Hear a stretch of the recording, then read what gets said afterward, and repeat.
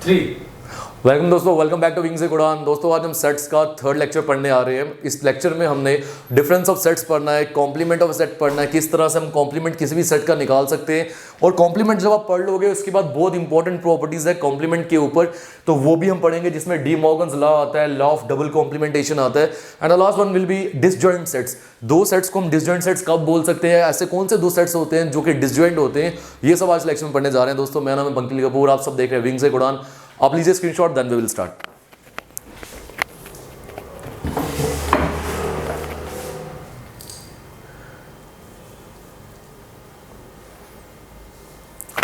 तो दोस्तों शुरुआत करते हैं हम डिफरेंस ऑफ सेट से कि किस तरह से हम डिफरेंस ऑफ सेट्स निकाल सकते हैं। मान लीजिए हमारे पास दो सेट है ए एंड बी, और अगर हमने ए माइनस बी निकालना है, डिफरेंस निकालना है, तो इट मींस ऐसे एलिमेंट्स ए के, वो सभी एलिमेंट्स ए के जो कि बी में नहीं हैं, तब हमें मिलेगा डिफरेंस ऑफ सेट्स। और अगर हमें बोलते हैं बी माइनस ए निकालना है, तो इट मींस ऐसे एलिमेंट्स बी के जो कि ए में नहीं है, उसे हम बोलेंगे डिफरेंस ऑफ सेट्स। ये वैसा ही हो गया जैसे हम आज भी सिंपल डिफरेंस निकालते हैं, 5 माइनस 3 करेंगे, इट मींस 5 में से हमने 3 हटा दिया तो पीछे क्या रहेगा, 5 में 2 रह जाएगा, क्योंकि 3 तो आप हटा चुके।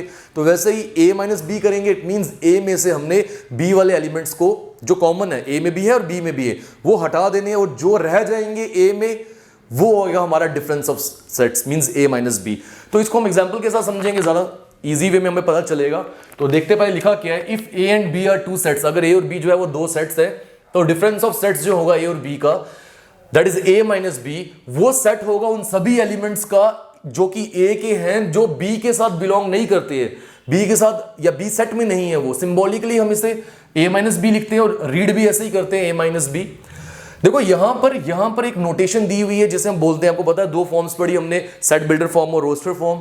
और आपको याद होना चाहिए रोस्टर फॉर्म जो है उसमें तो सिंपल एलिमेंट्स को कॉमास के साथ सेपरेट करके लिखा जाता था। जैसे रिवर्स की बात की थी तो गंगा कॉमा, ब्रह्मपुत्रा कॉमा, सतलुज, जितने भी रिवर्स हैं। बट ये कौन सी फॉर्म हो गई, ये हो गई रोस्टर नहीं, ये सेट बिल्डर फॉर्म है। सेट बिल्डर फॉर्म में क्या होता है, इस तरह से आपको दिया जाता है, जहां belongs to, not belongs to, ये कुछ दिए जाते हैं। तो यहां पर देखते हैं कि ये किस तरह से सेट बिल्डर फॉर्म बनी है। a माइनस बी का मतलब हो गया x का मतलब एलिमेंट्स की बात हो रही है, तो वो एलिमेंट्स जो कि a को बिलोंग करते हैं, एंड वो एलिमेंट्स जो है वो b को बिलोंग नहीं करने चाहिए। तो ये आ गया हमारे पास सेट बिल्डर फॉर्म। इसको अगर वेन डायग्राम के अकॉर्डिंगली समझना है तो मैंने नीचे वेन डायग्राम भी बनाई है। देखो ये आ गया हमारे पास रेक्टेंगल। रेक्टेंगल क्या रिप्रेजेंट करता है, यूनिवर्सल सेट, बता चुका हूं लास्ट लेक्चर में। और सर्कल्स जो होते हैं वो सबसेट्स होते हैं यूनिवर्सल सेट के। तो देखो ये सेट a था, ये एक सेट b था। अब कुछ एलिमेंट्स a और b में कॉमन भी हैं, वो इसलिए हमने ये दोनों को एक दूसरे के ऊपर ओवरलैप करवाया। बट a माइनस बी का मीनिंग ऐसा हो गया कि वो एलिमेंट्स a के जो b में नहीं है। तो ऐसा कौन से एलिमेंट्स होंगे, ये जो शेडेड या जो मैंने लाइंस बनाई है वो वाले एलिमेंट्स, ये वाला पोर्शन देख रहे हो आप, ये वो एलिमेंट्स होंगे a के जो कि b के साथ कोई रिश्ता नहीं रखते, b से बिलोंग नहीं करते। तो this is a minus B, this is the Venn diagram representation. Clear. अब इसको एग्जांपल से देखते हैं। देखो a में कुछ एलिमेंट्स हैं 1 2 3 4 5 6, b में एलिमेंट्स है 2 4 6 8, और हमें बोला जा रहा है a माइनस बी निकालिए और साथ ही b माइनस ए निकालिए। तो पहले हम a माइनस बी निकाल के देखते हैं। देखो अगर हम निकालेंगे a minus B, just a second दूसरा पेन लेते हैं। तो a माइनस बी का मीनिंग क्या मैंने आपको सिखाया था कि वो वाले एलिमेंट्स a के जो कि b में नहीं है। तो देखो हमें पता है 2 4 6 ये a के ऐसे एलिमेंट्स हैं जो कि b में हैं। तो इन 2 4 6 को हटा दे तो a में और क्या रह जाएगा, 1 3 and 5। It means a minus B हमारे पास क्या आ गया, 1 3 एंड 5। यहां 8 b में एक्स्ट्रा है, बट वो हमारे साथ कोई रिश्ता नहीं रख रहा, क्योंकि हमने a के ऐसे एलिमेंट्स लेने हैं जो कि b में नहीं है। तो a में कौन से ऐसे एलिमेंट्स है जो b में नहीं है। देखो 2 4 6 तो b में है, पीछे 1 3 5 रह गया, तो a माइनस बी आ गया 1 3 5। तो अब 8 कहां यूज होगा, अगर आप सोच रहे हो, देखो जब हमने b माइनस ए निकालना है तो b के ऐसे एलिमेंट्स जो कि a में नहीं है। देखो 2 4 6 तो a में है, बट b का 8 एक ऐसा एलिमेंट है जो कि a में नहीं है। तो ये हो गया b माइनस ए। क्लियर दोस्तों। तो आई होप अब डिफरेंस ऑफ सेट्स आप निकाल पाओगे। इसी के साथ शुरुआत करते हैं हम कॉम्प्लीमेंट ऑफ सेट की। कॉम्प्लीमेंट का मीनिंग क्या हो गया, देखो हमारे पास एक यूनिवर्सल सेट है। यूनिवर्सल सेट में बहुत सारे एलिमेंट्स होते हैं, आपको पता है। उसके अंदर एक सब सेट है a।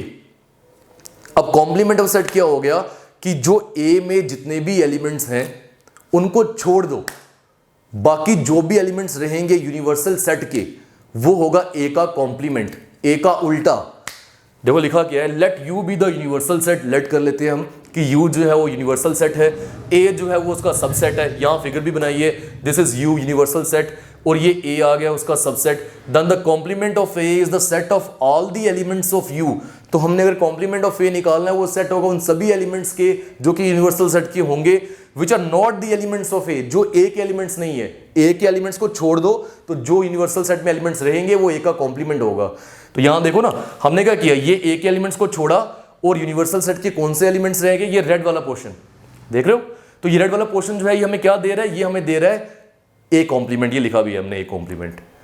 तो इसको हम इस वे में भी लिख सकते हैं, डिफरेंस में। कैसे? ए कॉम्प्लीमेंट, इसका मीनिंग हो गया यूनिवर्सल सेट माइनस ए। ऐसा क्यों? क्योंकि यूनिवर्सल सेट माइनस ए का मतलब हो गया ऐसे एलिमेंट्स यू के जो कि ए में नहीं है। समझ रहे हो आप मेरी बात? ऐसे एलिमेंट्स यू के जो कि ए में नहीं है, तो वो यही तो हो गया, ये रेड पोर्शन ऐसे एलिमेंट्स है यू के जो कि ए में नहीं है। तो this is also the representation of the complement of set ए।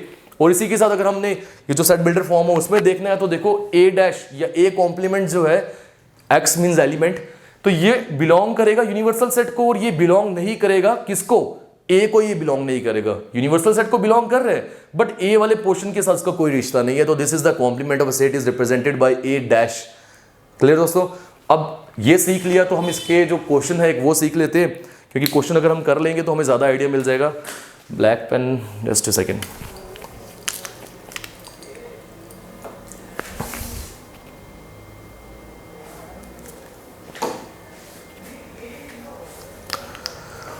दोस्तों हमारे पास एक यूनिवर्सल सेट है 1 2 3 4 5 6 7 8 9 10, और हमारे पास एक सेट है ए 1 3 5 7 9। हमें बोल रहा है कॉम्प्लीमेंट ऑफ ए निकालो, मतलब ए डैश निकालो। तो ए डैश हमने निकालना है, ठीक है भाई। अभी हमने क्या सीखा, ए डैश का मीनिंग हो गया कि ए के जो भी एलिमेंट्स है जो यूनिवर्सल सेट के है उनको हटा दो, तो यूनिवर्सल सेट में जो पीछे रहेगा वो ए डैश होगा। तो मतलब इसका यही होता है सिंपल टर्म्स में, ए का उल्टा। ए का उल्टा मतलब इसको हटा दो, जो यहां पे ये वाले एलिमेंट्स है हटा दो, पीछे जो रिमेनिंग होगा वो ए कॉम्प्लीमेंट। क्या 1 3 5 7 9 को हटाना है, तो 2 then 4 then 6 then 8 and then 10, यही होगा, क्योंकि 1 3 5 7 9 को हटा दिया, तो दिस इज ए कॉम्प्लीमेंट। तो इजी था ये भी। अब बात करते हैं प्रॉपर्टीज ऑफ कॉम्प्लीमेंट सेट्स क्या होती है, कि क्या हम प्रॉपर्टीज इनकी किस तरह से समझ सकते हैं। देखो पहली प्रॉपर्टी के आगे कॉम्प्लीमेंट लाज होते हैं। ए का यूनियन अगर हम ए डैश के साथ करें, आप खुद सोचो, ए का यूनियन हम कर रहे हैं ए के कॉम्प्लीमेंट के साथ, तो उनको यूनियन का मतलब क्या था, मैंने सिखाया था आपको, दोनों को कंबाइन करके बनाना है हमने। तो जब ए को ए डैश के साथ मैं कंबाइन कर दूंगा, क्या मुझे यूनिवर्सल सेट नहीं मिलेगा? अगर आपको आइडिया नहीं आ रहा, यहां देखो, ये ए था 1 3 5 7 9, ये ए डैश है 2 4 6 8 10, और अगर हम इन दोनों का कॉम्बिनेशन करें या यूनियन करें, तो क्या मुझे वापस यू नहीं मिलेगा, यूनिवर्सल सेट नहीं मिलेगा? मिलेगा ना। तो ये चीज समझ आ गई आपको, इसे हम बोलेंगे ये फर्स्ट कॉम्प्लीमेंट लॉ आ गया। दूसरा क्या है, A intersection A dash equals to 5। A और ए डैश में अगर हमने कॉमन ढूंढना है, तो इंटरसेक्शन का मीनिंग कॉमन होता है। खुद मुझे बताओ, क्या ए और ए डैश में कुछ कॉमन हो सकता है? ऑब्वियसली कभी नहीं हो सकता। तो कुछ ना कॉमन होने का मतलब 5 एम्प्टी सेट। तो A intersection A dash is equals to 5।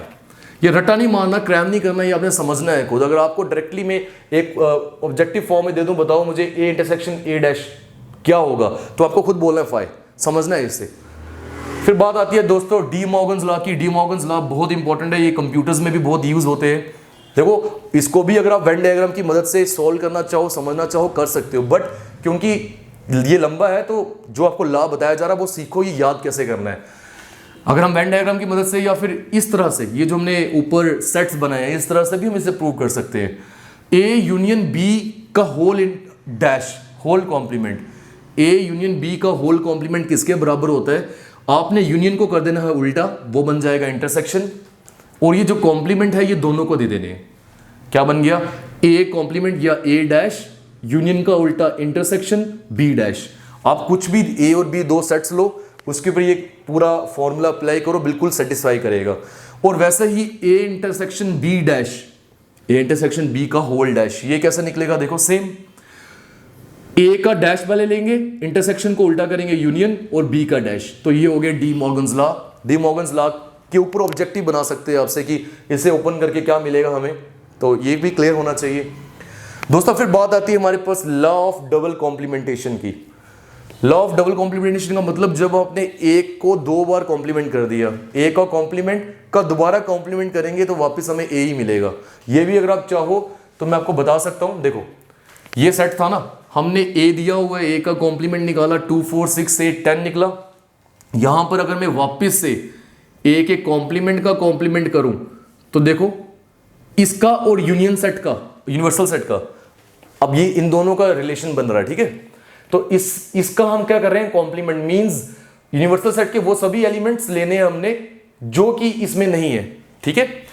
मतलब क्या होगा, इसका उल्टा 2 4 6 8 10 को छोड़ दूं तो पीछे बचेगा 1 3 5 7 9, यही बचेगा। तो क्या ए डबल कॉम्प्लीमेंट और ए सेम नहीं हुए? देखो ए में भी 1 3 5 7 9, ए डबल कॉम्प्लीमेंट में भी 1 3 5 7 9, इट मींस ये सेम हुए, तो ये भी हमने प्रूव कर दिया, ठीक। और इसको यही बोला जाता है आम भाषा में कि कॉम्प्लीमेंट से कॉम्प्लीमेंट कट गया, जैसे भी आप याद रखना चाहो। फिर दोस्तों लॉ ऑफ एम्प्टी सेट होता है और लॉ ऑफ यूनिवर्सल सेट होता है। देखो क्या, अगर हम एम्प्टी सेट का कॉम्प्लीमेंट निकाल रहे हैं तो खुद सोचो, एम्प्टी को छोड़ के बाकी सारे यूनिवर्सल सेट के एलिमेंट्स, तो वो तो यूनिवर्सल सेट ही हो गया। और अगर हम यूनिवर्सल सेट का कॉम्प्लीमेंट निकाल रहे हैं तो पीछे फिर कुछ भी नहीं रहेगा, पीछे तो एम्प्टी सेट मिलेगा। तो ये थे law of empty and universal set. दोस्तों अब लास्ट पॉइंट हमारा रह गया, वो है डिसजॉइंट सेट्स। डिसजॉइंट सेट्स क्या हो गए? देखो जब भी दो सेट्स हमारे पास ए और बी हैं और इन दोनों में कुछ भी कॉमन नहीं है, एक भी एलिमेंट ऐसा नहीं है जो कॉमन हो, तो मैं बोलूंगा ये दोनों सेट्स जो है ये डिसजॉइंट सेट्स होंगे।